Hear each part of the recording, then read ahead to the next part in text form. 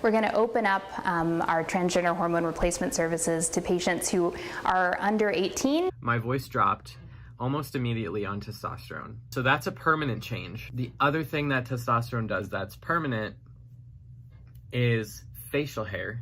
The doctor, he said, all right, I'll call in your prescription today. They never mentioned that the testosterone itself would hurt me from having children. I was on hormones for exactly a year. So one of the effects of the hormones that I'm still living with is the deeper voice. It's something I will never probably be able to change. I wished I could. I encourage hysterectomies after age 18 or so because of the higher risk of endometrial cancer.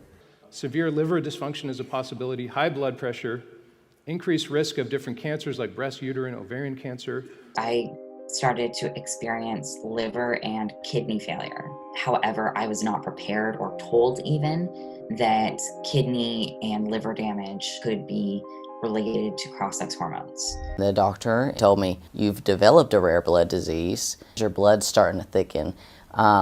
If we're not careful, it could cause clots. I've been on estrogen for about 2 weeks now. But prior to starting estrogen, there were many risks that my doctors would talk about. Blood clots are the #1 risk for MTF transgender peoples. Like, it means you could die. Your testicles will shrink to less than half their original size. You must assume that you will become permanently and irreversibly sterile. I had just gone through a very traumatic sexual experience with an older man. I wanted to change my gender after that happened. Then I went to a therapist from the LGBT center who told me that she was ready to get me on hormones from day one, you know, like excited and ready to just help me transition.